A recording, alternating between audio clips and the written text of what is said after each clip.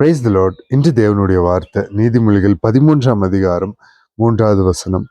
தன் வாயை காக்கிறவன் தன் பிராணனை காக்கிறான், தன் உதடுகளை விரிவாய் துறக்கிறவனோ கலக்கமடைவான். தன் வாயை காக்கிறவன் தன் பிராணனை காக்கிறான். ஆமென். இன்று ஆண்டவர் நமக்கு கட்டளையிடுகிற வார்த்தை இதுதான். தன் வாயை காக்கிறவன் தன் பிராணனை காக்கிறான். அதாவது தன்னுடைய வார்த்தையில, தன்னுடைய வாயில பிறக்கிற ஒவ்வொரு சொல்லையும் பார்த்து நிதானமா பேசதான் ஆண்டவர் இந்த மொழிகளை, இந்த உவமைய, இந்த இந்த வசனத்தை நமக்கு கொடுக்கிறார். அவர் உவமை இல்லாம எதையும் பேசினதில்லை. தன் வாயினால கெட்டு போன இது நிறைய பேர். அதுல சிம்சோன் ஒருத்தர். தன் நேசித்த பொன்னிடம் எல்லாவற்றையும் சொல்லி கடைசியில சிறைச்சாலையில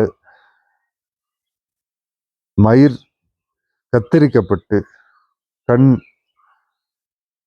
பிடுங்கப்பட்டு இறந்தாங்க. அதுதான் தன் வாயை காக்கிறவன் தன் பிராணனை காக்கிறான்.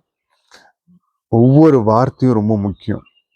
எல்லா விஷயத்துக்கும் பதில் உங்களுக்கு தெரிஞ்சாலும் சில இடத்துல நீங்க அமைதியா இருக்கிறது உங்க உயிருக்கு நல்லது. அதாவது உங்க பிராணன், உங்க ஆத்துமாவை நீங்க காத்துக்கிறீங்க. பிராணன்னா இங்க ஆத்துமாவை குறிக்கிறது.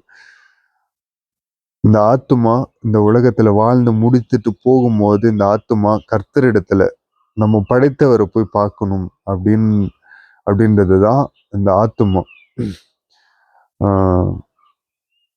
வாழும்போது நல்லவர்களோடு, நல்ல பழக்கங்களோடு, எல்லாரிடத்திலும் அன்பு செய்து வாழ்கிற குணத்தை உடைந்து, நல்ல மொழிகளை பேசி, எல்லாத்துக்கும் ரியாக்ட் பண்ணாம ஜஸ்ட் வாயை அடக்கி காத்து கொண்டு நடந்தால் நம் பிராணனை நாம் காத்துக்கொள்வோம்.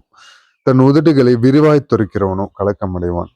எல்லாத்துக்கும் ரியாக்ட் பண்ணி சின்ன சின்ன விஷயத்த ஊதி பெருசாக்கி எல்லாத்துக்கும் தன் வாயை திறந்து எக்ஸ்பிளைன் பண்றது, சாக்கு சொல்றது, இந்த வாயினால பொய்யறிக்கை இடுகிறது, அதெல்லாமே கலக்கத்துக்கு உண்டானவைகள். கலக்கம் அடைவார்கள். அவர்கள் ப்ராப்ளம் கிரியேட்டராகவும் இருப்பாங்க. ப்ராப்ளம்ஸை அவர்களே ப்ராப்ளம்ஸ்குள்ள அகப்பட்டவர்களாக இருப்பாங்க. ஸோ இதுதான் ஆவியானவர் நமக்கு இன்று கொடுத்த வார்த்தை. தன் வாயை காக்கிறவன் தன் பிராணனை காக்கிறான், தன் உதடுகளை விரிவாய் துறக்கிறவனும் கலக்கம் அடைவான்.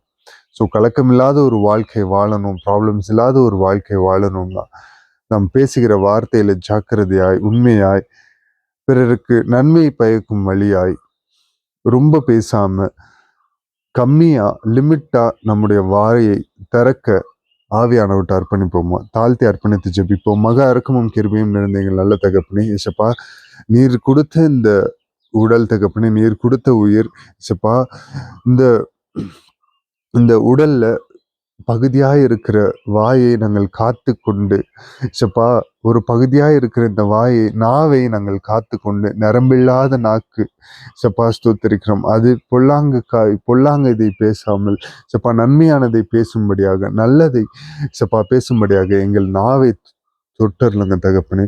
சப்பா ஸ்தோத்திரிக்கிறோம். சப்பா பிறருக்கு நன்மை பயக்கும் மொழிகளை சப்பா வாயிலிருந்து வார்த்தைகளை நாங்கள் உருவெடுக்க பரிசுத்த ஆவியானவர் எங்களுக்குள்ளாக இருந்து பலப்படுத்தி எங்களை நீர் நடத்துவீராக தகப்பனே.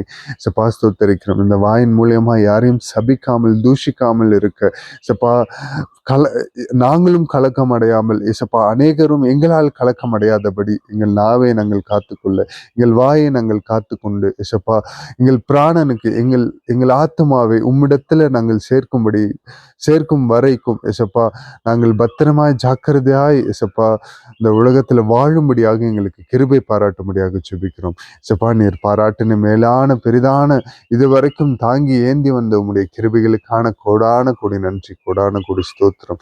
எசப்பா நீர் சீக்கிரம் வரப்போகிறீர். உம்முடைய வருகைக்காக நாங்களும் அநேகரும் ஆயத்தமாக கிருபை செய்யுங்க. நீர் ஒருவர் மாத்திரம் பெருகணும், நாங்க சிறுகணும். எல்லா புகழும் ஒருவருக்கு மாத்திரம் செலுத்தி தாழ்த்தி அர்ப்பணித்து ஜெபிக்கிறோம். மீட்பெரும் ரட்சகரும் ஆகிய இயேசு கிறிஸ்துவின் நாமத்தில் கேட்கிறோம் ஜீவனுள்ள எங்கள் நல்ல பிதாவே. ஆமென். Praise the Lord. Good morning. Have a blessed day. God bless you all.